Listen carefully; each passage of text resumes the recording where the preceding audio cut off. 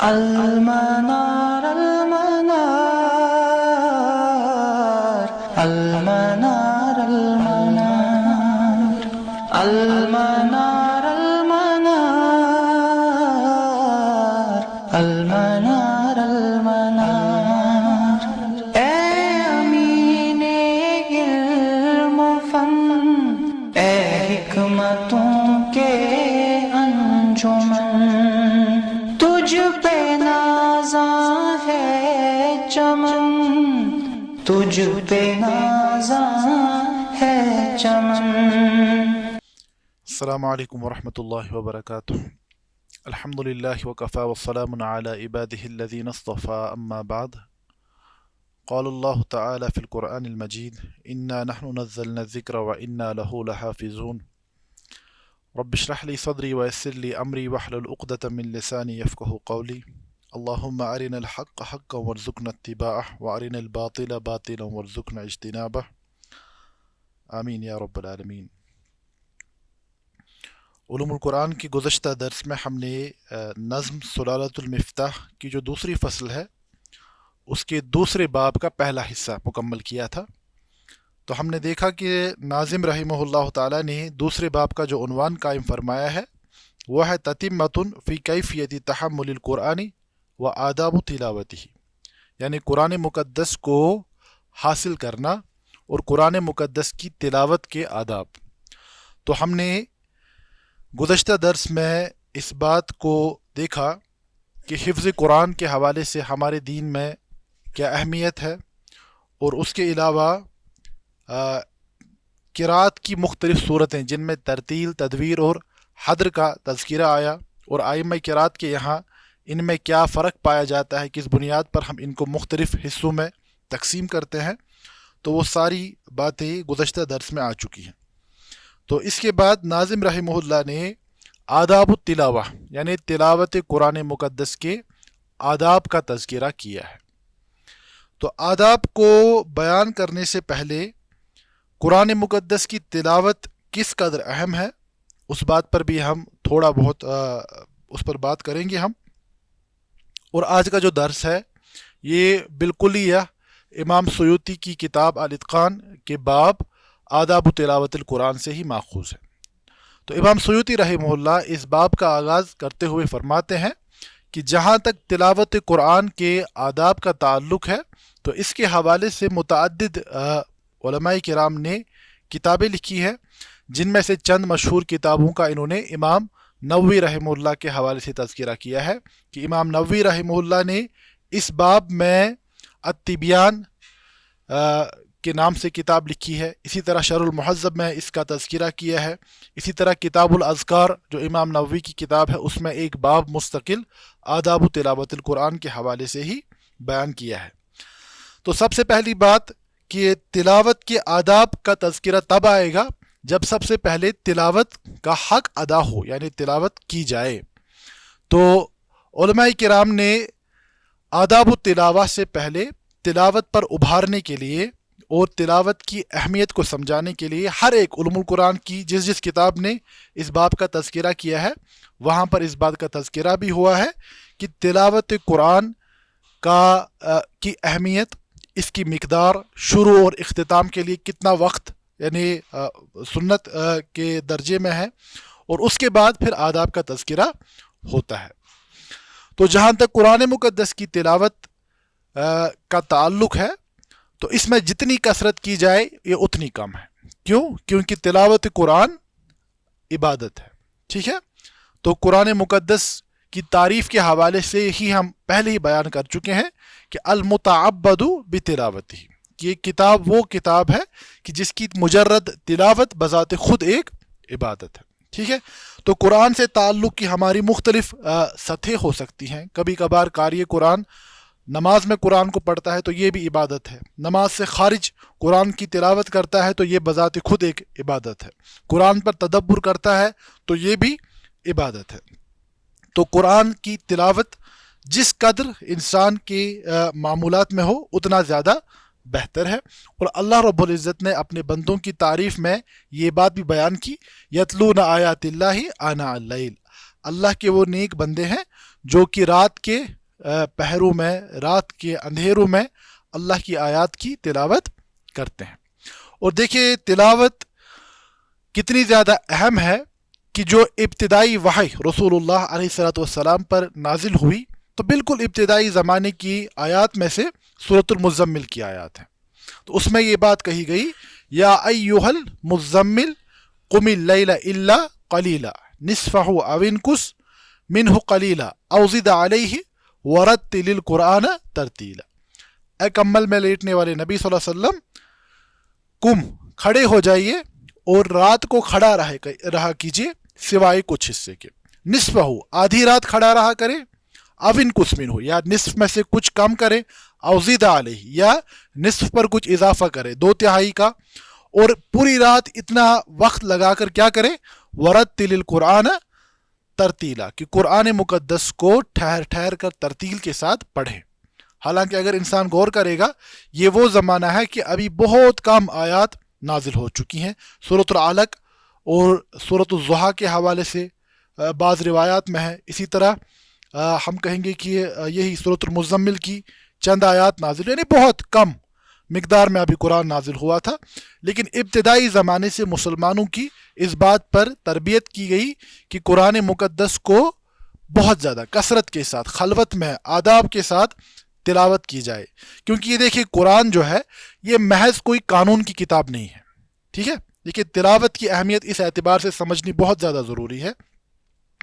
اگر قرآن مقدس کا مقصد محض احکامات کا بیان کرنا ہوتا اور احکامات کا استنباط ہوتا تو یہ کیا ہوتا کہ کسی جو علماء ہیں ان کو کتاب دی جاتی، ان سے کہا جاتا کہ جب جب مسلمانوں کو کوئی مسائل درپیش آئے تو اس کتاب سے استنباط کر کے مسائل کا حل پیش کیا جائے، یا قاضیوں کے حوالے کتاب کو کیا جاتا تو ان سے کہا جاتا کہ مسائل کو حل کریں۔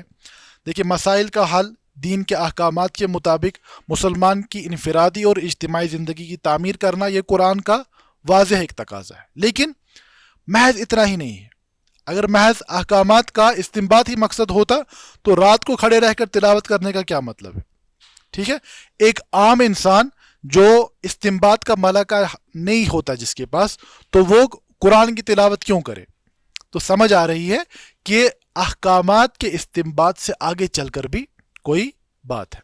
تو اسی لیے قرآن کو کہا گیا کہ یہ ہے حبل اللہ المتین، یہ اللہ کی وہ مضبوط رسی ہے جس کا ایک سرا اللہ کے پاس ہے اور ایک سرا بندوں کے پاس ہے۔ اس اعتبار سے کہ انسان اس تلاوت کے ذریعے سے تعلق باللہ کی کوشش کرتا ہے، یعنی اللہ رب العزت کے ساتھ ایک گہرا مضبوط تعلق اللہ کے کلام سے ہی پیدا ہوتا ہے۔ اسی لیے آپ دیکھیں گے کہ احادیث میں اللہ کے نبی صلی اللہ علیہ وسلم نے کثرت سے اپنی امت کو اس بات پر ابھارا کہ وہ بہت زیادہ تلاوت کیا کرے، جیسے کہ ہم دیکھتے ہیں سیدنا سالم ابن عبداللہ ابن عمر رضی اللہ تعالیٰ عنہما فرماتے ہیں کہ اللہ کے نبی صلی اللہ علیہ وسلم نے فرمایا لا حسد الا فی اثنین، حسد جائز نہیں ہے سوائے 2 چیزوں میں۔ دیکھیں اب یہاں پر علماء نے یہ بات بیان کی، حسد ہر حال میں مذموم ہے۔ ومن شر حاسد، حسد کے کیا معنی ہے کہ آپ یہ ارادہ رکھیں کہ کسی کے پاس اگر کوئی نعمت ہے اس سے وہ نعمت چھن جائے، بات سمجھ آ رہی ہے؟ تو ایسا حسد ہر حال میں مذموم ہے۔ لیکن اس کی تعریف میں علماء فرماتے ہیں کہ یہاں مراد حسد الغبطہ، جسے آپ اردو زبان میں رشک کے الفاظ سے تعبیر کرتے ہیں، یعنی آپ اس بات کی تمنا کریں کہ میرے بھائی کو جو یہ نعمت حاصل ہے مجھے بھی حاصل ہو جائے، ٹھیک ہے۔ تو کہا گیا کہ لا حسد فی اثنین الا فی اثنتین، کہ 2 چیزوں کے سوا کسی اور میں حسد یا رشک کی گنجائش نہیں ہے۔ ایک کیا ہے؟ رجل آتاہ اللہ القرآن، وہ شخص جس کو اللہ نے قرآن کی عظیم دولت عطا کی ہو، فہو یقوم بہ آناء اللیل و آناء النہار، اور وہ رات اور دن کے اطراف میں قرآن کی تلاوت کرتا رہے، یعنی رات دن قرآن کی تلاوت کرے۔ اور دوسرا ورجل آتاہ اللہ مالا، اور وہ شخص جس کو اللہ نے مال عطا کیا ہو، فہو ینفقہ آناء اللیل و آناء النہار، اور وہ اس مال کو اللہ کے راستے میں دن رات خرچ کرتا ہو، اس تمنا کے ساتھ کہ مجھے بھی یہ حاصل ہو جائے۔ گویا کہ تلاوت قرآن اور قرآن کے ساتھ اس تعلق کو رسول اللہ صلی اللہ علیہ وسلم نے اس قدر بیان کیا کہ انسان اس بات کی تمنا اپنے دل میں پالے کہ جیسے میرا کوئی بھائی تلاوت کی اس دولت سے یعنی سرفراز ہے، مجھے بھی اس میں سے کوئی حصہ مل جائے۔ اب دیکھیے مزید عبداللہ ابن مسعود رضی اللہ تعالی عنہ بیان کرتے ہیں کہ اللہ کے نبی صلی اللہ علیہ وسلم نے فرمایا من قرأ حرفا من کتاب اللہ فلہ بہ حسنہ والحسنۃ بعشر امثالها، جو اللہ کی کتاب کی تلاوت کرتا ہے تو اسے نیکی ملتی ہے، تلاوت پر نیکی ملتی ہے، اور اجر کے اعتبار سے اللہ کے یہاں ایک نیکی کا اجر 10 گنا ہے۔ آپ ایک نیکی کرتے ہیں تو یہ تھا کہ ایک کے بدلے ایک، لیکن اللہ کے یہاں 10 گنا بلکہ اضعافاً کثیرہ قرآن میں متعدد مقامات پر بیان کیا گیا۔ اور اس کے بعد فرماتے ہیں لا اقول الف لام میم حرف، میں یہ نہیں کہتا کہ الف لام میم ایک حرف ہے، بلکہ ولیکن الف حرف ولام حرف ومیم حرف، بلکہ الف ایک حرف ہے، لام ایک حرف ہے اور میم ایک حرف ہے، یعنی الف لام میم کی تلاوت پر 3 نیکیاں اور 30 گنا اجر۔ تو یہ دیکھیے یہاں پر ابھی تدبر کی، ابھی عمل کی بات نہیں ہو رہی، مجرد تلاوت کی بات ہو رہی ہے۔ اگر انسان ایمان کے ساتھ تلاوت کر رہا ہے تو اللہ کے نبی صلی اللہ علیہ وسلم نے فرمایا کہ ہر ایک حرف کی تلاوت کے عوض ایک انسان کو 10 گنا اجر ملتا ہے۔ تو یہ کیا بات ہو رہی ہے جو میں نے پہلے ہی بات بیان کی کہ جب ہم تلاوت کا تذکرہ کرتے ہیں یہاں محض احکامات کے استنباط کا معاملہ نہیں ہوتا، ٹھیک ہے۔ اب دیکھیے یہاں پر آپ الف لام میم کی تلاوت کرتے ہیں، الف لام میم سے واضح یہ مسئلہ ہے کہ یہاں احکامات کو کوئی مسئلہ نہیں ہے، ٹھیک ہے۔ تو اس الف لام میم پر آپ کو اجر مل رہا ہے، اور یہ اجر اللہ کے ساتھ تعلق کی ایک نوعیت ہے نا۔ انسان کب اجر کی امید لگائے گا؟ جب اللہ کے وجود کو حقیقی مانے گا، جب آخرت کو حقیقی مانے گا، جنت اور جہنم کو حق مانے گا، دنیا کے حوالے سے اسلامی نظریہ حیات کو تسلیم کرے گا، یہ سب ان چیزوں پر خود دلالت کرتی ہے۔ بات سمجھ آ رہی ہے؟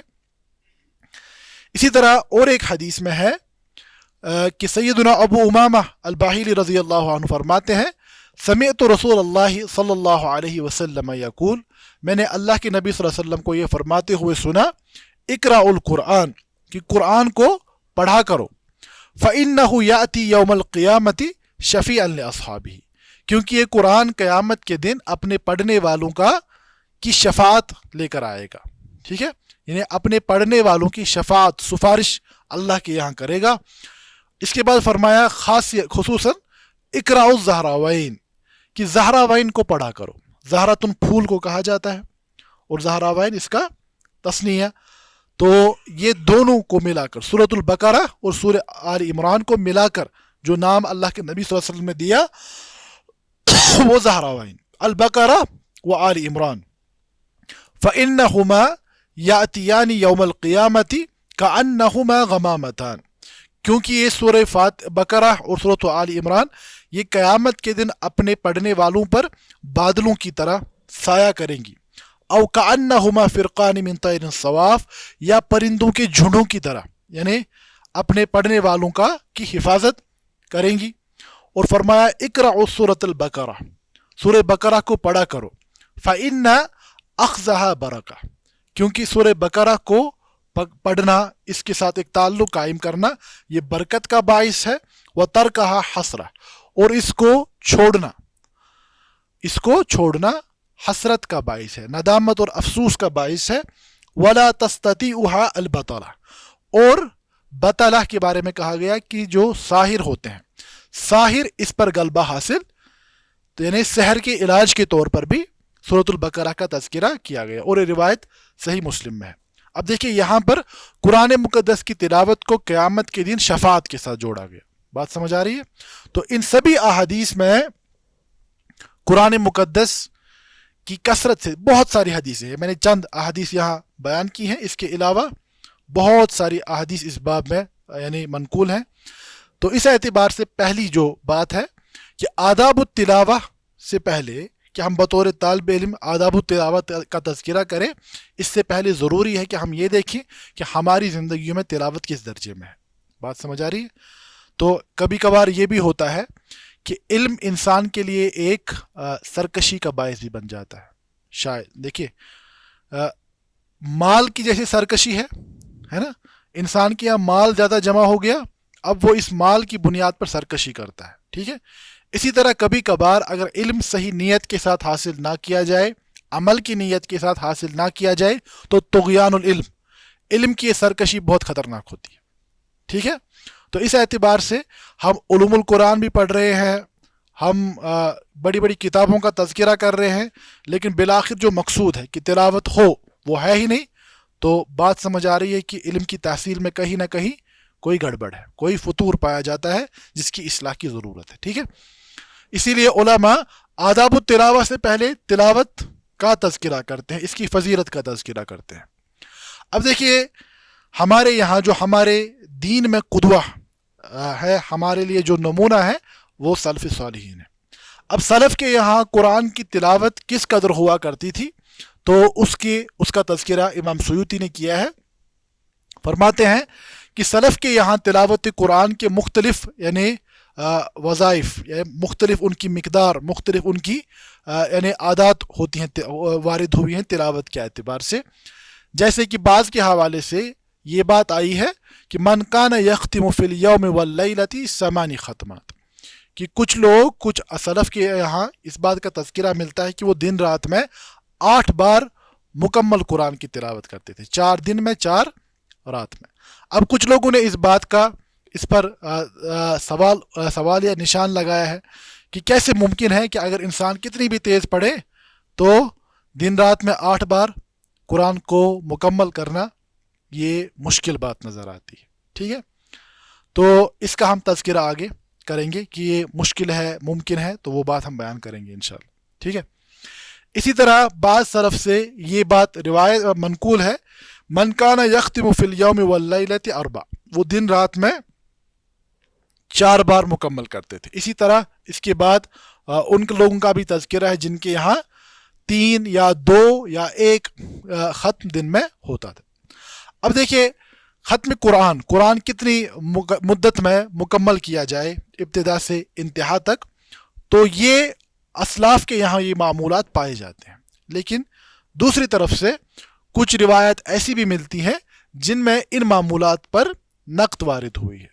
جیسے کہ سیدہ عائشہ رضی اللہ تعالیٰ عنہ سے بیان کیا گیا کہ ابن ابی داود نے اپنی کتاب المصاحف میں بیان کیا ہے کہ سیدہ عائشہ رضی اللہ عنہ سے کہا گیا ان رجالا یقرأ احدهم القرآن فی لیلۃ مرتین او ثلاثا، کہ اے ام المومنین بعض لوگ دن میں 2 یا 3 مرتبہ یعنی تلاوت کرتے ہیں، رات میں 2 بار یا 3 بار کرتے ہیں. فقالت قرأوا ولم يقرأوا، تو سیدہ عائشہ رضی اللہ عنہ نے فرمایا کہ انہوں نے تلاوت کی لیکن انہوں نے تلاوت نہیں کی، انہوں نے پڑھا لیکن تلاوت نہیں کی. کنت اقوم مع رسول اللہ صلی اللہ علیہ وسلم لیلۃ التمام، فرماتی ہیں کہ میں اللہ کے نبی صلی اللہ علیہ وسلم کے ساتھ پوری رات کبھی جاگا کرتی تھی. فیقرأ بالبقرہ وآل عمران والنساء، بس اللہ کے نبی صلی اللہ علیہ وسلم سورۃ البقرہ، سورہ آل عمران، سورہ نساء کی تلاوت کرتے تھے. فلا یمر بآیۃ فیہا استبشار الا دعا، تو جب بھی کوئی بشارت کا مقام، قرآن میں کسی بشارت کا تذکرہ ہوتا ہے، جنت کا تذکرہ ہو گیا کہ ہم نے اہل ایمان کے لیے یہ نعمت ہے، فرماتی ہے جہاں پر بشارت کا تذکرہ ہوتا تھا وہاں پر رک کر دعا کیا کرتے تھے، یہ اس بشارت کے حصول کی دعا کیا کرتے تھے. ولا بآیۃ فیہا تخویف الا دعا واستعاذ، اور جب کسی مقام پر تخویف یعنی وعید کا تذکرہ ہوتا تھا، جہنم کا تذکرہ آیا، آخرت کے احوال کا تذکرہ آیا، تو وہاں پر رک کر دعا کرتے تھے اور پناہ مانگتے تھے ان احوال سے. یعنی سیدہ عائشہ رضی اللہ عنہ فرماتی ہیں کہ رسول اللہ صلی اللہ علیہ وسلم کی تلاوت کا یہ معمول تھا کہ آپ اس طرح تلاوت کرتے تھے. تو اس اعتبار سے رات میں 2 مرتبہ 3 مرتبہ تلاوت کو مکمل کرنا، یہ حضرت سیدہ عائشہ فرماتی ہیں کہ تلاوت کا حق ادا نہیں ہوا، ٹھیک ہے. اسی طرح دیکھیے بعض لوگوں کے یہاں ہمیں یہ ملتا ہے کہ 2 راتوں میں یا 1 رات میں یعنی قرآن مقدس کی تلاوت کو مکمل کیا کرتے تھے. اب دیکھیں کچھ روایات میں یہ ملتا ہے کہ صحابہ کے یہاں کیا معمول تھا، صحابہ کیسے تلاوت کرتے تھے، ٹھیک ہے. تو ایک روایت ہمیں ابو داود میں ملتی ہے کہ عبداللہ ابن عمر، یہ عبداللہ ابن عمر نہیں، عبداللہ ابن عمر ابن العاص رضی اللہ تعالیٰ عنہ، تو فرماتے ہیں کہ اللہ کے نبی صلی اللہ علیہ وسلم نے فرمایا لا یفقہ من قرأ القرآن فی اقل من ثلاث، جس انسان نے 3 رات یا 3 دن رات سے کم مدت میں قرآن کو مکمل کیا تو اس نے قرآن کو نہیں سمجھا. ٹھیک ہے. اب یہی عبداللہ ابن عمر رضی اللہ تعالیٰ عنہ سے ایک روایت ہے اور اسے شیخان یعنی بخاری مسلم دونوں میں بیان کیا گیا ہے. فرماتے ہیں کہ اللہ کے نبی صلی اللہ علیہ وسلم نے مجھ سے یہ بات بیان کی اقرأ القرآن فی شہر. اب دراصل اس کا یہ پس منظر تھا کہ عبداللہ ابن عمر ابن العاص رضی اللہ عنہ بہت زیادہ عابد صحابہ میں شمار کیے جاتے ہیں، اور آپ مکمل رات یعنی تلاوت قرآن میں نمازوں میں کھڑا رہا کرتے تھے، یہاں تک کہ آپ کے والد صاحب نے یہ شکایت کی، شکوہ کیا کہ عبداللہ ابن عمر ابن العاص یعنی اس تلاوت میں اس قدر مگن ہے کہ باقی حقوق کسی درجے میں یعنی ضائع ہو رہے ہیں، بیوی کا حق ہے، گھر والوں کا حق ہے. تو اس کے بعد وہ اللہ کے نبی صلی اللہ علیہ وسلم کے پاس تشریف لائے اور یہ کہا گیا ان سے کہ تم قرآن کو 1 مہینے میں مکمل کیا کرو. تو اگر ہم دیکھیں گے ابھی ہمارے حساب سے کم 1 دن میں 1 بار. ٹھیک ہے. تو انہوں نے یہ بات بیان کی انی عاجد قوتن، اے اللہ کے نبی صلی اللہ علیہ وسلم میں اپنے اندر اس سے زیادہ طاقت پاتا ہوں، میں اس سے زیادہ پڑھ سکتا ہوں. تو فرمایا اس کے بعد کہ 20 دن رات میں پڑھو. اس کے بعد 15 کا تذکرہ آیا ہے، اس کے بعد 7 کا تذکرہ آیا ہے، جیسے یہاں پر بھی فقرأہ فی 7 ولا تزد علی ذلک، کہ 7 دن رات میں مکمل کرو اور اس پر اضافہ نہ کرو. اور بعض روایت میں یہ آیا ہے کہ 3 دن راتوں سے کم تلاوت یعنی وقت میں تلاوت مکمل نہ کرے. ٹھیک ہے. حسن ابن زیاد امام ابو حنیفہ رحمہ اللہ سے یہ بات بیان کرتے ہیں کہ انہوں نے کہا من قرأ القرآن فی کل سنۃ مرتین فقد ادى حقه لأن النبی صلی اللہ علیہ وسلم عرض على جبریل فی السنۃ التي قبض فیها مرتین، کہ اگر کوئی شخص سال بھر میں 2 بار مکمل تلاوت کرے تو اس نے قرآن کی تلاوت کا حق ادا کر دیا، کیونکہ اللہ کے نبی صلی اللہ علیہ وسلم نے اپنی حیات طیبہ کے آخری سال سیدنا جبریل علیہ السلام کے ساتھ 2 بار قرآن کا دور کیا تھا. ٹھیک ہے. تو یہ بھی انہوں نے ایک مسئلہ بیان کیا ہے. اور بعض کے یہاں یہ بات ہے کہ 40 دنوں سے زیادہ وقت میں قرآن کی تلاوت کو مکمل کرنا وہ اس کو مکروہ سمجھتے ہیں. اور فرماتے ہیں فقط نص علیہ احمد لأن عبداللہ ابن عمر سأل النبی صلی اللہ علیہ وسلم فی کم نختم القرآن قال فی 40 یوما رواہ ابو داود، کہ عبداللہ ابن عمر رضی اللہ عنہ نے اللہ کے نبی صلی اللہ علیہ وسلم سے یہ بات پوچھی کہ ہم کتنی مدت میں قرآن کی تلاوت کو مکمل کریں، تو انہوں نے فرمایا 40 دن. اسی لیے بعض علماء نے 40 دن سے زیادہ تلاوت کو مکمل کرنے میں تاخیر کرنے کو معیوب سمجھا ہے. ٹھیک ہے. اب یہ مختلف آرا ہمارے سامنے آئی. ایک تو وہ لوگ آئے کہ دن رات میں 8 مرتبہ، بعض لوگوں کے یہاں 4 مرتبہ، بعض لوگوں کے یہاں 2 مرتبہ. اس کے بعد دوسری درجے میں یہ ہے کہ کم سے کم مدت 3 دن کی ہو، اور اکثر صحابہ کا اس پر عمل تھا کہ 7 دنوں میں مکمل. اسی لیے قرآن کے ہیں 7 حزب پائے جاتے ہیں. ٹھیک ہے. پہلی 3 سورے، اس کے بعد 5، 7، اس کے بعد 9، اس کے بعد 11، 13 اور اس کے بعد آخری حصہ. ٹھیک ہے. 7 حصوں. اسی لیے آپ دیکھیں گے نا حزب قرآن میں لکھا ہوتا ہے، پہلی حزب، دوسری حزب، 7 احزاب پائی جاتی ہیں. وہ اسی معمول کے مطابق کہ وہ 7 دنوں میں مکمل تلاوت کرتے تھے. اب یہ مختلف معمولات سامنے آ رہے ہیں، تو ان کا تذکرہ کرتے ہوئے امام نووی رحمہ اللہ فرماتے ہیں المختار ان ذلك يختلف باختلاف الاشخاص فمن كان يظهر له بالدقيق الفكر اللطائف ومعارف فليقتصر على قدر يحصل له معه كمال فهم ما يقرأ، وكذلك من كان مشغولا بنشر العلم أو فصل الحكومات أو غير ذلك من مهمات الدين والمصالح العامة فليقتصر على قدر لا يحصل بسببه إخلال بما هو مرصد له. فرماتے ہیں کہ مختار اس میں ان اقوال میں یہ ہے کہ مختلف اشخاص کا حکم مختلف ہوگا. تو بعض لوگ وہ ہوتے ہیں جو قرآن کے لطائف، جو قرآن کے جو دقیق معانی ہیں، ان کو حاصل کرنے کے لیے بہت مدت تک تلاوت کرتے ہیں. بات سمجھ آ رہی ہے؟ تو فرماتے ہیں کہ وہ اس طریقے پر تلاوت کریں کہ ان سے قرآن کی معنی فوت نہ ہو. ٹھیک ہے؟ جیسے کہ ہم نے یہ بات بھی سنی ہوگی کہ امام شافعی رحمہ اللہ تعالیٰ نے جب اجماع کے حوالے سے قرآن مقدس میں دلیل تلاش کرنی چاہیے تو امام شافعی رحمہ اللہ فرماتے ہیں میں نے بہت مرتبہ بعض مقامات پر 60 مرتبہ، بعض سے زیادہ مقامات کا تذکرہ آیا ہے، قرآن کی تلاوت کی. کس لیے؟ دیکھیے قرآن کی تلاوت تو وہ ہر بار وہی آیات پڑھ رہے تھے، ٹھیک ہے، لیکن کبھی کبھار یہ ہوتا ہے کہ معنی ہر مرتبہ ایک جیسے سامنے نہیں آتے. تو فرماتے ہیں پھر مجھے وہ آیت ملی کہ سورۃ النساء میں وَمَن يَبْتَغِ غَيْرَ سَبِيلِ الْمُؤْمِنِينَ نُوَلِّهِ مَا تَوَلَّى وَنُصْلِهِ جَهَنَّمَ وَسَاءَتْ مَصِيرًا. ٹھیک ہے؟ تو فرماتے ہیں کہ جس انسان کو جو قرآن کے فہم پر جس کی توجہ مرکوز ہو تو وہ اس اعتبار سے اپنا معمول بنا لے. اور بعض لوگ وہ ہوتے ہیں جو علم کے نشر میں مشغول ہیں. بات سمجھ آ رہی ہے؟ جو علم کے پڑھنے پڑھانے میں مشغول ہیں، یا بعض لوگ جو قضا کے منصب پر ہو، لوگوں کے مصالح یعنی لوگوں کے جو حاجات ہیں، دینی حاجات ہیں، ان کی ادائیگی میں مشغول ہوتے ہیں. تو اس اعتبار سے اپنی تلاوت کے معمولات کو ترتیب دیں کہ ان کے باقی معاملات میں خلل واقع. ٹھیک ہے؟ بات سمجھ آئی؟ تو امام نووی رحمہ اللہ نے انسان کی استطاعت پر اس کو یعنی اس کے ساتھ اس کا تعلق قائم کیا ہے. اب جہاں تک وہ روایات ہمیں ملتی ہیں جن میں 3 دن رات سے کم وقت میں قرآن کو مکمل کرنے سے منع کیا گیا ہے، اب علماء فرماتے ہیں کہ پھر اس کے باوجود بعض سلف کے یہاں ہمیں یہ معمول کیوں ملتا ہے. ٹھیک ہے؟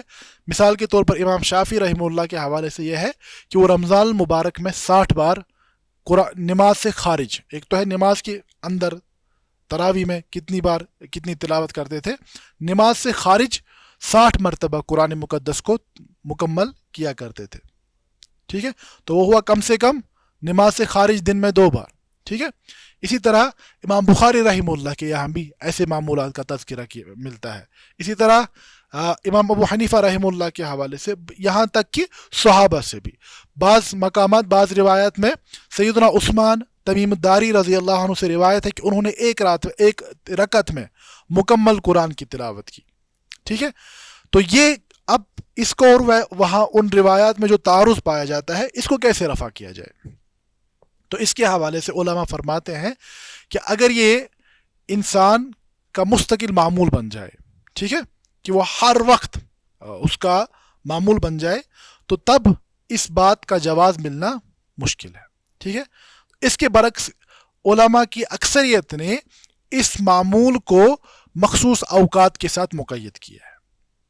دیکھیے ہم نے پہلے ہی کہا امام شافعی 60 بار مکمل کرتے تھے. کب؟ رمضان المبارک میں، یعنی جو مخصوص ایام ہے. رمضان آ رہا ہے تو رمضان المبارک میں انسان تلاوت کے لیے وقت کو مخصوص کرتا ہے. آپ اعتکاف میں ہیں، وہاں پر آپ قرآن کے ساتھ زیادہ سے زیادہ تعلق قائم کرتے ہیں، اور دن رات میں 2 یا 4 مرتبہ قرآن کو مکمل کرنا ناممکن چیز.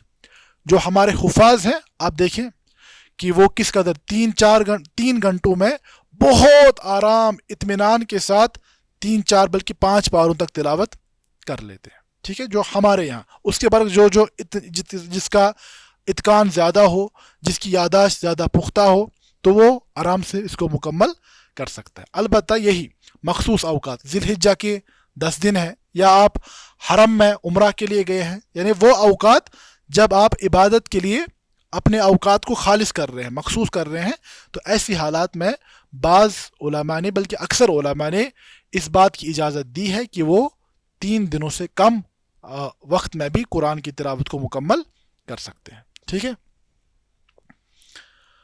اب اس کے بعد کچھ آداب کا تذکرہ ہوتا ہے، جن میں سب سے پہلے تلاوت قرآن کے حوالے سے وضو کی اہمیت کا تذکرہ ہے. تو فرماتے ہیں یستحب الوضوء لقراءۃ القرآن، قرآن مقدس کی تلاوت سے پہلے وضو کرنا مستحب ہے. لأنه افضل الاذکار، کیونکہ قرآن سب سے افضل ترین ذکر ہے، اور اللہ کے نبی صلی اللہ علیہ وسلم سے یہ بات ثابت ہے کہ آپ یعنی غیر طہر کی حالت میں ذکر نہیں کرتے تھے. ٹھیک ہے. سیدنا حذیفہ رضی اللہ عنہ فرماتے ہیں کہ اذا قام لیتحجد یشوش فاہ بالسواک. صحیح بخاری کی روایت میں ہے کہ اللہ کے نبی صلی اللہ علیہ وسلم جب بھی تہجد کے لیے کھڑے ہوتے تھے تو سب سے پہلے اپنے دہان مبارک میں یعنی مسواک کا استعمال کرتے تھے. تو اس بات یعنی وضو کا جو یہ مسئلہ ہے ان میں تفصیلات ہیں، ان سبھی مسائل میں تفصیلات ہیں. ہم نے یہاں امام سیوطی کی آراء کے مطابق اختصار کے ساتھ ان سبھی چیزوں کا تذکرہ کیا ہے.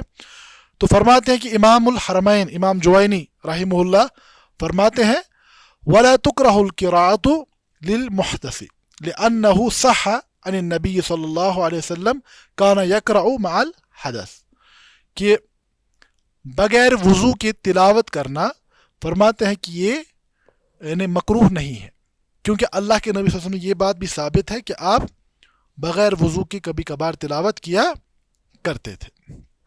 لیکن اب حدث کی دو صورتیں ہیں، ایک تو حدث اصغر ہے اور دوسرا اکبر ہے. ٹھیک ہے. تو یہ صرف حدث اصغر کا تذکرہ ہے. ٹھیک ہے، بات سمجھ آئی.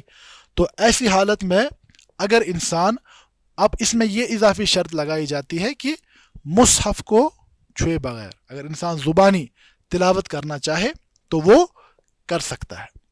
اور دیکھیے یہاں پر امام نووی نے بیان کیا وَإِذَا كَانَ يَقْرَأُ، اور اگر انسان تلاوت کر رہا ہے اور تلاوت کرتے کرتے ہوا خارج ہونے کی کیفیت انسان پر طاری ہو رہی ہے، فرماتے ہیں اس وقت تک جہاں تک کہ ہوا کا خارج ہونا مکمل ہو جائے تب تک تلاوت کو روک لے، تب تک تلاوت نہ کرے. لیکن دیکھیے جواز کا مطلب عادت نہیں ہوتا. بات سمجھ آ رہی ہے؟ تو یہ انسان اس بات کو اپنی عادت نہ بنائے. اب کبھی کبھار خصوصاً یہ ان لوگوں کے معاملے میں ہوتا ہے جو حفاظ ہوتے ہیں اور ان کے یہاں تلاوت کرنے کا جو معمول ہوتا ہے. بات سمجھ آ رہی ہے؟ تو اس کبھی کبھار وہ اس صورت میں اگر تلاوت کرے تو کوئی مسئلہ نہیں ہے. البتہ جواز کو عادت بنانا یہ تقویٰ کے خلاف ایک مسئلہ ہے. ٹھیک ہے. تو اسی طرح جہاں تک جنبی کا تعلق ہے یا حائضہ کا تعلق ہے تو ان کے لیے کیونکہ حدث اکبر کا معاملہ ہے تو اس اعتبار سے ان کے لیے اس حالت میں تلاوت کرنا جائز نہیں ہے، سوائے کہ ایک حائضہ مصحف میں خالی نظر سے دیکھ سکتی ہے اور اپنے دل میں پڑھ سکتی ہے، یعنی قرآن کے الفاظ کو ادا کرنا اس کی علماء نے کراہت بیان کی ہے. اسی طرح آداب میں ایک بات کا تذکرہ کیا جاتا ہے کہ انسان صاف ستھرا لباس اور ایک صاف ستھری جگہ کا انتخاب کرے قرآن کی تلاوت کے لیے. ہمارے یہاں یہ ایک کلچر ہوا کرتا تھا لیکن اب بہت حد تک کم ہوا کرتا ہے کہ گھروں میں ایسے مکانات مخصوص ہوتے تھے جہاں پر تلاوت، جو خصوصاً رحل وغیرہ ہمارے گھروں میں ہوا کرتی تھی، تو وہاں پر میں نے اکثر اپنے گھر میں بھی اپنی دادی وغیرہ کو دیکھا ہے کہ وہ ایک خاص جگہ پر بیٹھ کر تلاوت کیا کرتے تھے، اس نیت کے ساتھ کہ وہاں پر وہ اپنے گھریلو کاموں سے علیحدہ ہوا کرتے تھے. ٹھیک ہے. اور جس وقت تلاوت کر رہے تھے وہاں باقی لوگ یعنی ان کی توجہ میں خلل پیدا نہیں کرتے تھے. اسی لیے علماء کہتے ہیں کہ قرآن کی تلاوت کے لیے کسی مکان کو مخصوص کیا جائے. اب دیکھیں تلاوت قرآن کے لیے کوئی خاص جگہ یہ کوئی لازمی بات نہیں ہے. بات سمجھ آ رہی ہے؟ اب تلاوت کو بہتر سے بہتر بنانے کے لیے، اکثر فائدے حاصل کرنے کے لیے آداب کا تذکرہ ہوتا ہے. ٹھیک ہے. اور فرمایا امام سیوطی فرماتے ہیں اور سب سے افضل جگہ مسجد ہے، کیونکہ مسجد میں آپ یعنی عبادت کی نیت سے ہی جاتے ہیں اور وہاں پر خلل اور توجہ میں خلل پیدا ہونے کا امکان نسبتاً بہت کم رہتا ہے. لیکن یہاں پر یہ بات بھی ضروری ہے کہ گھروں کو تلاوت سے خالی نہ کیا جائے. ٹھیک ہے. اب فرماتے ہیں کہ بعض علماء نے حمام کسے کہا جاتا ہے؟ ہماری مسجد کا حمام نہیں ہے، یہ پرانے زمانوں میں حمام کی جو صورتیں ہیں وہ پبلک باتھس ہوا کرتی تھی. ٹھیک ہے. پبلک باتھ اس کی ایک نقل ہے ہمارا حمام، لیکن اکثر وہ نہیں ہے. ٹھیک ہے. وہ ریکریشنل پلیس بھی ان کے لیے ہوا کرتی تھی. تو فرماتے ہیں ایسی جگہوں پر حمام میں یا بازار میں راستے میں بعض علماء نے اس کی کراہت بیان کی ہے، لیکن امام نووی فرماتے ہیں کہ ہمارے مذہب میں اس کی کراہت نہیں ہے، انسان کبھی بھی قرآن کی تلاوت کر سکتا ہے، لیکن بہتر یہی ہے کہ انسان ایسی حالت میں قرآن کو پڑھے جہاں پر توجہ میں خلل پیدا ہونے کے امکانات بہت کم ہوں۔ اسی طرح اور ایک مسئلہ ہے کہ وَيُسْتَحَبُّ أَن يَجْلِسَ مُسْتَقْبِلًا، کہ قبلے کی طرف رخ کر کے خشوع خضوع کے ساتھ وقار کے ساتھ قرآن کی تلاوت کو کیا جائے۔ اسی طرح ان یستاق تعظیماً و تطہیراً، کہ تلاوت قرآن سے پہلے اپنے منہ کو صاف کرے، مسواک کرے، تعظیم، قرآن کی تعظیم کے پیش نظر، ٹھیک ہے۔ اور اس پر سید ابن جبیر رحمہ اللہ بیان کرتے ہیں کہ سیدنا علی ابن ابی طالب رضی اللہ عنہ فرماتے تھے کہ ان افواہکم طرق للقرآن فطیبوہا بالسواک، کہ تمہارے جو منہ ہیں یہ قرآن کی ادائیگی کے راستے ہیں، اسی لیے ان کو مسواک کے ذریعے سے صاف کیا کرو۔ اسی طرح تعوذ، قرآن کی تلاوت سے پہلے تعوذ، اعوذ باللہ من الشیطان الرجیم۔ اب اس میں مختلف جو اقوال علماء کی ہیں کیسے تعوذ میں کون سے کلمات ادا کیے جائے۔ اعوذ باللہ السمیع العلیم من الشیطان الرجیم، استعیذ باللہ السمیع العلیم من الشیطان الرجیم، اس میں مختلف کلمات پائے جاتے ہیں۔ البتہ تعوذ کے حوالے سے یہ بات یہ ہے کہ قرآن کے آداب میں سے ایک اہم ہے، بلکہ بعض لوگوں نے اسے واجب قرار دیا ہے، کیونکہ قرآن کی جو آیت ہے فَإِذَا قَرَأْتَ الْقُرْآنَ فَاسْتَعِذْ بِاللَّهِ مِنَ الشَّيْطَانِ الرَّجِيمِ، پس جب تم قرآن کی تلاوت کرو تو اللہ کی پناہ مانگو شیطان مردود کے شر سے، ٹھیک ہے۔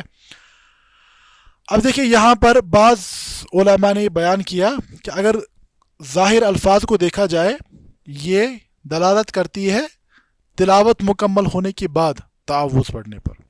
فَإِذَا قَرَأْتَ الْقُرْآنَ، جب تم نے قرآن کو پڑھ لیا، ٹھیک ہے۔ تو بعض علماء نے یہ کہا کہ اے اردت قرأت، جب تم نے قرآن کے پڑھنے کا ارادہ کیا تو ان کے یہاں پہلے، ٹھیک ہے۔ اب جو تلاوت کے بعد تعوذ پڑھنے کا مسئلہ ہے یہ راجح مسئلہ تو نہیں ہے، لیکن علماء نے اس کا تذکرہ کیا ہے، اور ہمارے جو کشمیر کے ایک مشہور مفسر ہے شیخ یعقوب سرفی رحمہ اللہ، انہوں نے تعوذ پر بڑا لمبا کلام کیا ہے، تو اس میں وہ اس بات کا تذکرہ انہوں نے کیا اور فرماتے ہیں کہ مجھے یہ بات سمجھ آتی ہے کہ قرآن کی تلاوت مکمل کرنے کے بعد تعوذ پڑھنے میں کیا حکمت ہو سکتی ہے۔ تو فرماتے ہیں کہ یہ بات سمجھ آ رہی ہے کہ کبھی کبھار عبادت کے ذریعے انسان کے اندر تکبر پیدا ہونے کی صورت ہوتی ہے۔ تو فرماتے ہیں انسان نے کبھی کبھار تلاوت کی، یعنی 3 پارے پڑھ لیے، 4 پارے پڑھ لیے، کہیں اپنے اندر یہ پیدا ہو گیا کہ دیکھو میں بڑا عابد ہوں، تو اسی لیے اس شر کو دور کرنے کے لیے تلاوت کے اختتام پر بھی اعوذ باللہ من الشیطان الرجیم پڑھے، ٹھیک ہے۔ جیسے نمازوں کے بعد بھی اللہ اکبر استغفر اللہ، حالانکہ آپ نے نماز پڑھی ہے تو نماز پڑھ کر آپ کیا استغفار کر رہے ہیں؟ آپ نے تو اچھا کام کیا ہے۔ استغفار اس پر کہ نماز کا جو حق تھا وہ ادا نہیں ہوا، استغفار اس پر کہ کہیں نماز کے بعد اللہ اکبر آپ پڑھ رہے ہیں اپنی انا اکبر کی کوئی کیفیت پیدا نہ ہو، ٹھیک ہے۔ اسی لیے اللہ اکبر استغفر اللہ، ان سبھی کلمات کی بے شمار حکمتیں، ٹھیک ہے۔ اسی طرح فرماتے ہیں وَلْيُحَافِظْ عَلَى قِرَاءَةِ الْبَسْمَلَةِ، اسی طرح تلاوت سے پہلے بسم اللہ الرحمن الرحیم کو پڑھنا اس کو لازم پکڑے، غیر براء، سوائے سورۃ البراء، سورۃ التوبہ، اور وہ بھی اگر آغاز کیا جائے وہاں سے۔ اگر آپ سورۃ البراءت میں بھی بیچ میں کسی مقام سے تلاوت کا آغاز کر رہے ہیں تو وہاں پر بسم اللہ پڑھیں گے، لیکن آغاز میں نہیں، ٹھیک ہے۔ اب اس کی کیا وجہ ہے کیوں نہیں پڑھیں گے؟ ایک تو یہ ہے کہ بعض علماء نے یہ کہا کہ سورہ انفال اور سورہ توبہ اس کو کچھ لوگوں نے ایک ہی سورہ شامل کیا ہے، اور بعض علماء نے یہ بات بیان کی کہ کیونکہ سورۃ البراءت کا آغاز تحدید کے ذریعے سے ہے، یعنی اس میں براءۃ من اللہ ورسولہ الی الذین عاہدتم من المشرکین، تو اس میں ابتدا میں ہی اللہ رب العزت کی رحمت کے بجائے کفار پر اللہ کے عذاب کا تذکرہ ہے، ٹھیک ہے، سمجھ آ رہی بات۔ اور بعض لوگوں نے یہ کہا کہ اللہ کے نبی صلی اللہ علیہ وسلم نے چونکہ اسی طرح پڑھایا اسی لیے ہم بھی ایسے ہی پڑھیں گے، ٹھیک ہے۔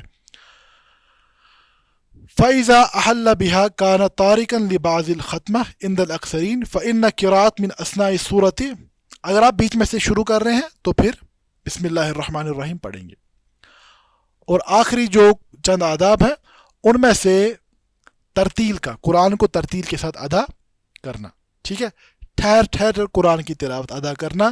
اس پر ہمیں متعدد روایات ملتی ہیں، جیسے کہ سیدنا حذیفہ رضی اللہ عنہ فرماتے ہیں کہ صلیت مع النبی صلی اللہ علیہ وسلم، میں نے اللہ کے نبی صلی اللہ علیہ وسلم کے ساتھ نماز ادا کی ایک رات، تو آپ نے سورۃ البقرہ کی تلاوت کا آغاز کیا، تو فرماتے ہیں میں نے سوچا کہ 100 آیتیں مکمل ہونے کے بعد رکوع کریں گے، ثم مضى فقلت یصلی بہا فی رکعۃ، لیکن آپ نے 100 آیات سے تجاوز کیا، تو میں نے سوچا شاید پوری سورۃ البقرہ مکمل کر کے رکوع کریں گے، فمضى، لیکن آگے بڑھتے گئے، فقلت یرکع بہا، کہ اب سورۃ البقرہ مکمل ہو کر رکوع کریں گے، فرماتے لیکن اس کے بعد سورہ نساء کی تلاوت شروع کی اور اس کو مکمل کیا، اس کے بعد آل عمران کی تلاوت کی، اس کو مکمل کیا، اور فرماتے ہیں اس کو سبھی آیات کو ٹھہر ٹھہر کر پڑھا، یہاں تک کہ اذا مر بآیت فیہا تسبیح سبح، کہ جب کسی ایسی آیت پر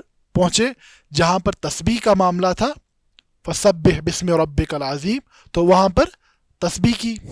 اسی طرح وَإِذَا مَرَّ بِسُعَالٍ سَعَلَ، اگر دعا کا کوئی مقام تھا تو دعا کی، وَإِذَا مَرَّ بِتَعَوُّذٍ تَعَوَّذَ، اور اگر کہیں اللہ کے عذاب سے اللہ کی پناہ مانگنے کا مرحلہ تھا تو وہاں پر ویسے کیا، ثُمَّ رَكَعَ، اس کے بعد، یعنی یہ تقریباً 6 پارے ہو گئے، ایک رکعت میں 6 پاروں کی تلاوت مکمل کر کے رکوع کیا۔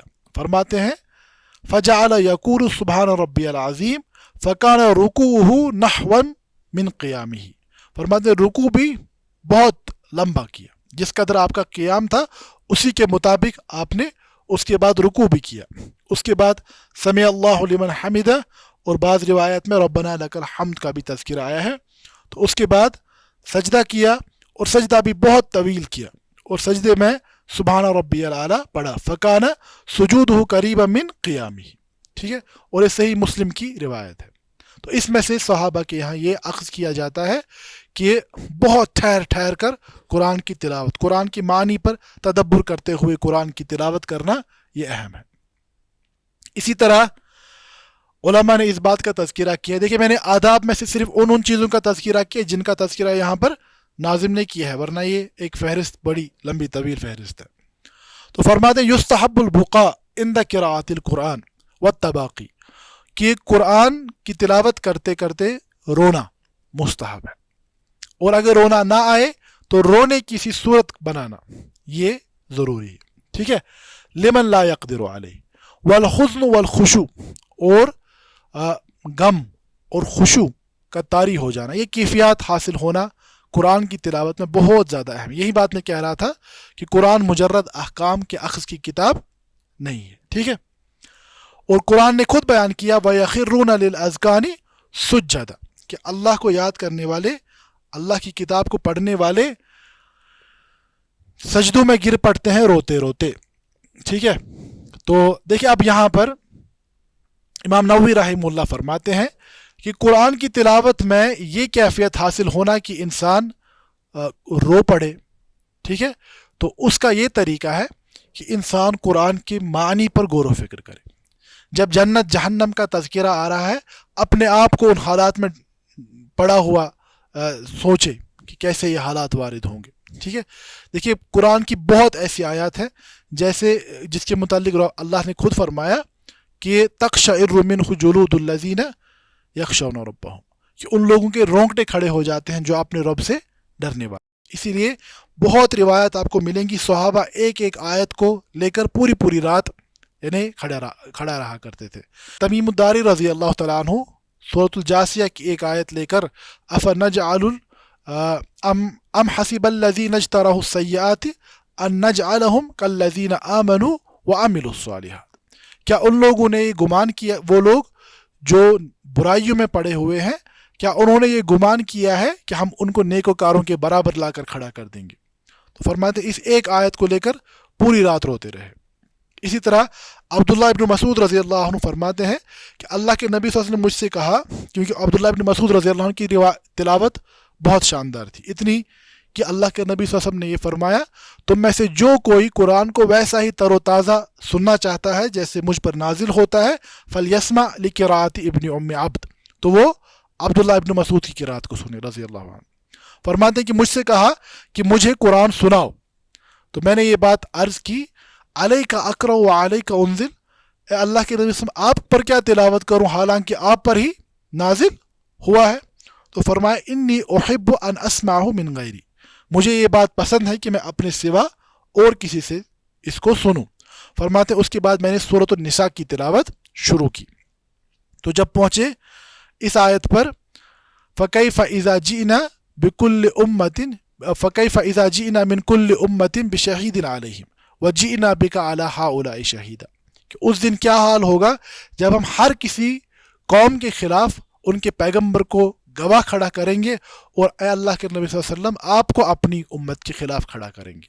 فرماتے ہیں جب جہاں پر پہنچا تو اللہ کے نبی صلی اللہ علیہ وسلم فرمایا حسبک، بس۔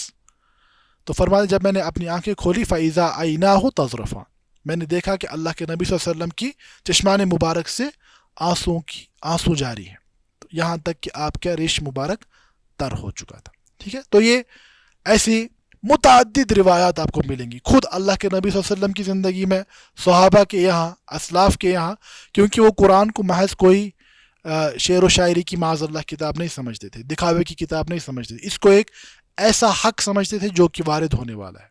یہی امام نووی فرماتے ہیں کہ اس کیفیت کو حاصل کرنے کا سب سے اہم ذریعہ یہ ہے کہ قرآن کے ان معاملات پر انسان غور کرے اور اپنی زندگی کو اس میں دیکھنے کی کوشش کرے۔ فرماتے ہیں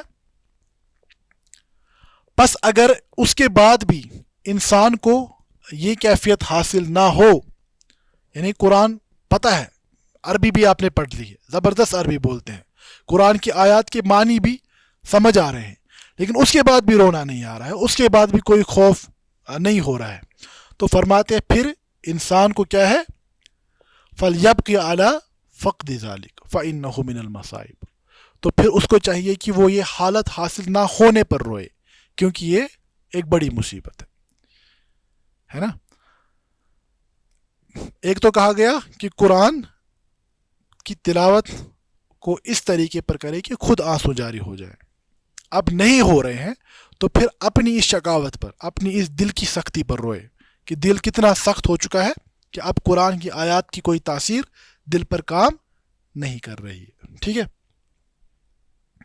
اسی طرح فرماتے ہیں کہ تحسین الصوت، کہ بہترین آواز میں خوش الہانی کے ساتھ قرآن کو پڑھنا، و تزیینها، اور فرمایا حدیث میں ہے، امام ابن حبان رحمہ اللہ نے اور بعض دیگر محدثین نے بیان کیا ہے کہ اللہ کے نبی صلی اللہ علیہ وسلم نے فرمایا زین القرآن باصواتکم، قرآن کو اپنی آوازوں کے ذریعے سے زینت دو۔ اسی طرح اس سے پہلے بھی میں نے متعدد بار بیان کیا، ابو موسیٰ اشعری رضی اللہ تعالیٰ عنہ کو بیان کیا کہ لقد اوتیت مزمار من مزامیر آل داود، اے ابو موسیٰ آپ کو اللہ نے داؤد علیہ السلام کی خوش الہانی میں سے حصہ عطا فرمایا ہے۔ تو داؤد علیہ السلام کے بارے میں قرآن نے کہا یسبح معہ الطیر والجبال، ان کے ساتھ پرندے اور پہاڑ اللہ کی تسبیح میں لگ جاتے تھے۔ ٹھیک ہے، تو قرآن کو بہترین آواز کے ساتھ تلاوت کرنا یہ مستحب ہے۔ ان سبھی چیزوں کو سامنے رکھتے ہوئے نظم کی طرف آئے، سلسلۃ المتون صفحہ نمبر 42، 5ویں لائن سے، 4 لائنوں کا ہم نے گزشتہ درس میں دیکھا تھا، 5ویں ہے، بلکہ 6ٹھی لائن سے فرماتے ہیں جوّد رزل لسان بالتکرار علی الذی تلقاہ من فی القاری، کہ اپنی زبانوں کو استقامت دو، بار بار دہرا کر، قرآن کو دہرا کر اور اس سے حاصل کر کے جو ایک متقن قاری ہو، جس کا تذکرہ گزشتہ درس میں آیا۔ کیفیت الممال والوقوف فعرف قضا مخارج الحروف، امالہ کا، وقف کا اور مخارج الحروف، حروف کے جو مخارج ہیں، ان سب کو اچھے سے اپنی زبان کو ان چیزوں کی تربیت دو مشق کے ذریعے سے. کذالک الترقیق مع احکام حمز و تفخیم مع الادغام، یعنی جو گزشتہ باب ہم نے بیان کیا ترقیق یا تخفیف الحمزہ، تفخیم کا اور ادغام کا، ان سبھی چیزوں کا خیال رکھتے ہوئے تعطی الحروف الحق بالتلطف من غیر افراط ولا تکلف، تو ہر ایک حرف کو پورا حق دو، یعنی تجوید کے جو بھی قواعد ہیں ان کا خیال رکھتے ہوئے ہر ایک حرف کو اپنا حق دو، اور اس میں نہ افراد ہو اور نہ تفرید ہو، تکلف نہ ہو. وَاسْتَعِذْ إِنْ قَرَأْتَهُ مُبَسْمِلًا، اور اللہ کی پناہ طلب کرو جب تم اسے تلاوت کرو اور بسم اللہ سے آغاز کرو. عَلَى نَظِيفٍ خَاشِعًا مُسْتَقْبِلًا، یعنی نظافت کی حالت میں، لباس صاف ہو، جگہ صاف ہو، خاشعًا خشوع خضوع کا خیال رکھتے ہوئے، مستقبلا اور قبلے کی طرف رخ کرتے ہوئے. عَلَى وُضُوءٍ رَافِعًا وَمُخْلِصًا، وضو کر کے اور اسی طرح اخلاص کے ساتھ. مفخماً تدبراً و شاعثا، قرآن مقدس کو ٹھہر ٹھہر کر تدبر کے ساتھ، اور شاعثہ کسے کہا جاتا ہے، یعنی نظافہ.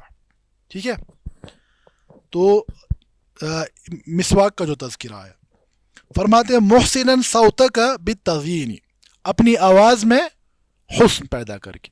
اب حسن کا مطلب یہ نہیں ہے کہ آپ گانے کی سی آواز بنائیں، ٹھیک ہے، تو اس کا تذکرہ آ رہا ہے. من غیر ترجیح ولا تحزین ولا بترعید ولا تطریب والخلط والترفیز والتقلیب، یہ جو ساری چیزیں ہیں نا، ترجیح، تحزین، ترعید، تطریب، خلط، ترفیز اور تقلیب، یہ ساری صورتیں وہ ہیں جہاں پر قرآن مقدس کی تلاوت میں گانا بجانے کی سی کیفیت پیدا ہو جائے. ٹھیک ہے، پہلی جو ترجیح ہے، ایک کتاب ہے اس کو آپ ضرور دیکھیں، معجم مصطلحات علم القراءت، اس میں ان سبھی کا تفصیل سے تذکرہ آیا ہے. معجم مصطلحات علم القراءت، یہ اویلیبل ہے آن لائن، وہاں پر آپ تا کے باب میں دیکھیں تو یہ ساری چیزیں وہاں پر ہیں. دیکھیں فرماتے ہیں آواز میں خوش الہانی پیدا کرنا سنت ہے، لیکن اب اس خوش الہانی کے نام پر گانا بجانے کی آوازیں نہ ہو. ترجیح کا جہاں تک تعلق ہے، اس میں دو اعتبارات سے علماء نے بیان کیا ہے. ترجیح ایک وہ ہے جیسے آپ دیکھتے ہیں نا کبھی کبھار گانے میں بیٹس ریپیٹ ہوتی ہیں، ٹھیک ہے، حروف کو بار بار تکرار کے ساتھ ادا کرنا، ٹھیک ہے، تو وہ فرماتے ہیں کہ وہ ممنوع ہے. لیکن آیات کی اگر تقریر کی جائے، ایک آیت آپ بار بار پڑھ رہے ہیں، ریپیٹ کر رہے ہیں، تو اس میں کوئی مسئلہ نہیں ہے. اسی طرح تحزین کہا جاتا ہے کہ غم میں ہم کہیں گے کہ یہ تکلف کی صورت ہے. کبھی کبھار آپ دیکھیں گے، ہم کسی کی نیتوں پر شک نہیں کرتے، ہمارے یہاں ایک بڑی خطرناک رسم کبھی چلی تھی کہ جو ہماری رمضان میں جو دعا کرتے ہیں ہم، اس کے بعد کیا کہتے ہیں، ہم انہیں قنوت، جو قنوت پڑھتے ہیں یا وطر میں جو پڑھتے ہیں، تو اس میں بڑی لمبی چوڑی دعائیں، ٹھیک ہے، اور کبھی کبھار اس درجے کی لمبی چوڑی دعائیں کہ اس میں تکلف اور تصنع واضح ہو جاتا ہے. ٹھیک ہے، کبھی تو کیفیت طاری ہو جاتی ہے، لیکن کبھی کبھار آپ ایک یوں سمجھے کہ ایک ڈرامائی سی صورت پیدا کر دیتے ہیں. ٹھیک ہے، تو ہمارے یہاں واز خانوں کے یہاں یہ زیادہ مسئلہ پایا جاتا ہے. ٹھیک ہے، ایک شخص کے بارے میں ہم نے سنا کہ وہ کسی بڑے صاحب کے گھر مجلس لگانے کے لیے گئے، تو وہاں پر جو صاحب تھے جس نے مجلس قائم کی تھی، تو وہ بڑے شکی القلب، یا ہم کہیں گے کہ سخت دل والے صاحب تھے. تو اب جو یہ واز پڑھنے والے صاحب تھے، انہوں نے ایسا واز پڑھا کہ وہ شخص بھی رونے لگا، سخت دل انسان بھی رونے لگا. تو پھر واز پڑھنے والے صاحب نے یہ کہا کہ اگر یہ فنکار ہیں تو ہمارا بھی اپنا فن ہے. ٹھیک ہے، تو یہ اگر قرآن مقدس کو معاذ اللہ فن کے طور پر لیا جائے، آپ آواز میں مصنوعی غم پیدا کر رہے ہیں. ٹھیک ہے، ایک تو ہے حقیقت میں انسان پر یہ کیفیات طاری ہو جائے، دوسرا ہے کہ آپ کے یہاں تصنع پایا جائے، ٹھیک ہے، تکلف ہو دکھاوے کے لیے، تو یہ بہت ممنوع مسئلہ ہے.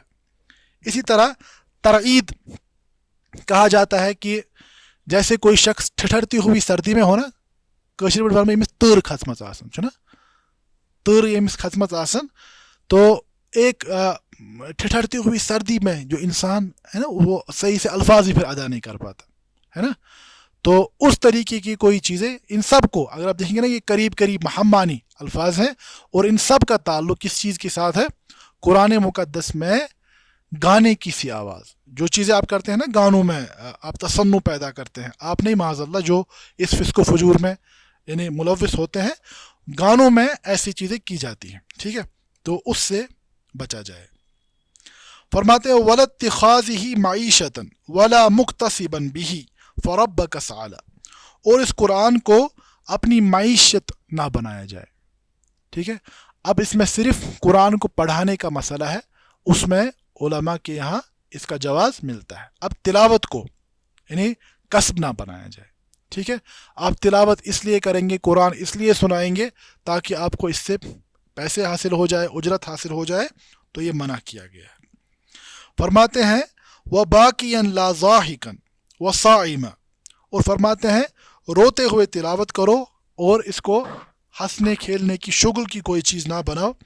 وَصَائِمًا يَوْمَ الْخِتَامِ دَاعِيًا مُعَمِّمًا, اور جس دن مکمل ہو, آپ کی تلاوت مکمل ہو رہی ہے, مستحب ہے کہ آپ اس دن سیام روزے کا اہتمام کریں اور دعا کریں. قرآن کی اختتام پر دعا کریں, عمومی دعا کریں. اسی لیے عبداللہ ابن مسعود رضی اللہ عنہ سے روایت ہے, منقول ہے, کہ جب آپ قرآن کی تلاوت مکمل کرتے تھے تو آپ صبری اپنے اہل و عیال کو جمع کر کے ایک ساتھ دعا کرتے تھے. اور یہ اس وجہ سے کیونکہ قرآن کی تلاوت کے وقت دعا کو کرنا یہ ان اوقات میں سے جن میں دعا کی اجابت کا زیادہ امکان ہوتا ہے. ٹھیک ہے, فرماتے لم یکرہو قراءۃ القرآن فی کل حین اول الملوانی, کہ اکثر علماء نے ہر کسی جگہ پر, اور یہ جو ملوان ہے بعض نسخوں میں ازمانی آیا ہے لفظ, ٹھیک ہے, ہر کسی جگہ اور ہر کسی وقت آپ تلاوت کر سکتے ہیں. افضل فی الختام لا یکمل دون ثلاث فی الصبوع اکمل. فرماتے ہیں کہ افضل یہ ہے کہ آپ مکمل کریں, اختتام کریں, تلاوت کو مکمل کریں, مکمل نہ کریں 3 دنوں سے کم میں. فی الصبوع اکمل, اور جو 7 دن ہے 7 سب سے زیادہ مستقیم راستہ ہے. ٹھیک ہے, یعنی 7 دنوں میں آپ مکمل کریں, یہ سب سے زیادہ معتدل اور اکثر سلف کا اسی پر عمل تھا. وَاخْتِيرَ فِي الْجُمْعَةِ الْإِبْتِدَاءِ, فرماتے ہیں کہ تلاوت کو شروع کرنے کے لیے جمعہ کی صبح کا انتخاب کریں. ٹھیک ہے, فی لیلۃ الخمیس الانتہائی, اور لیلۃ الخمیس یعنی تھرسڈے کی شام کو اختتام, یعنی یہ آئی مدت کتنا, 1 ہفتہ. ٹھیک ہے, فَفَوْقَ ذَا لِلشَّهْرِ وَالشَّهْرَيْنِ, اگر ہفتہ نہیں کر سکتے تو پھر اس سے زیادہ 1 مہینہ یا 2 مہینے. او دونہ فی الحول مرتین, یا اس سے کم سال میں کم سے کم 2 مرتبہ, 1 نہیں, 1 کا کسی نے تذکرہ نہیں کیا. تو امام ابو حنیفہ کے حوالے رحم اللہ کے حوالے سے یہ تذکرہ ہم نے کیا, انہوں نے اس بات سے دلیل لی کہ آخری عرضے میں رسول اللہ صلی اللہ علیہ وسلم نے 2 مرتبہ مکمل کیا تھا. ٹھیک ہے, تو ان سب باتوں کو سامنے رکھتے ہوئے اپنی تلاوت کا محاسبہ کرنا ہے کہ ہماری تلاوت کہاں پر ہے, ہم کتنی مقدار میں تلاوت کرتے ہیں. اور مجھے لگتا ہے کہ کم سے کم ایک طالب علم کے لیے 1 مہینے سے کم کا کوئی صورت نہ ہو.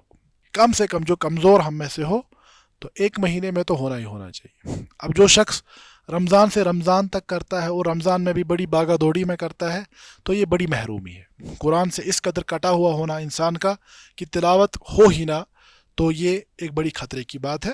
تو اس کے ساتھ ہمارا یہ باب اور یہ فصل بھی مکمل ہوتی ہے.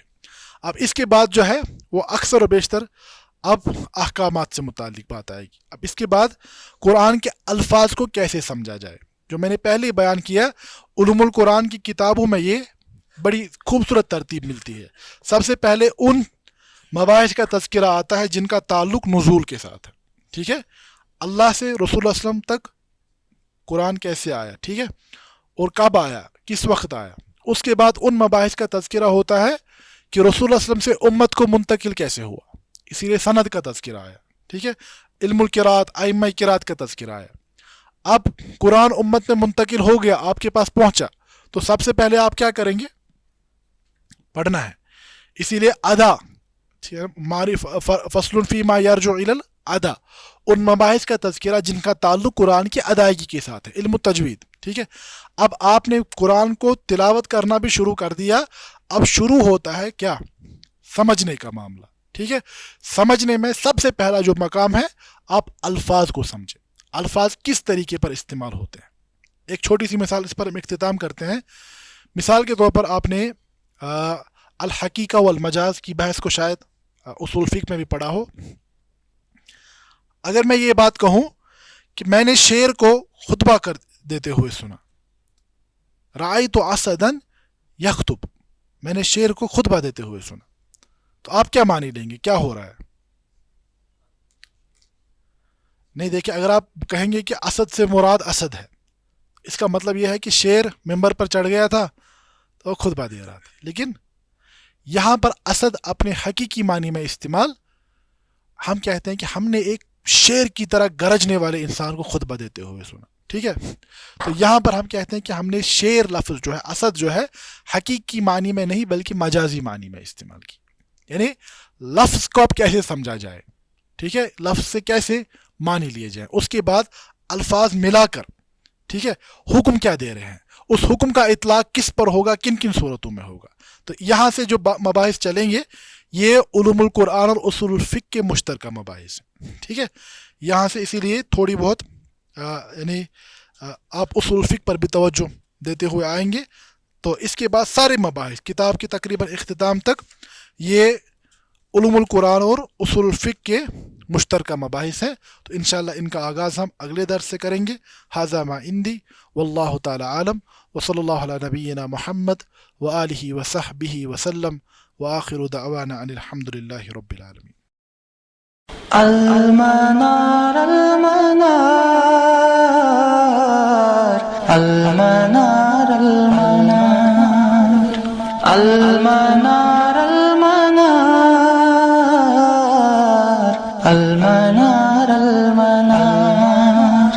اے امین علم و فن, اے حکمتوں کے انجمن, تجھ پہ نازاں ہے چمن, تجھ پہ نازاں ہے چمن.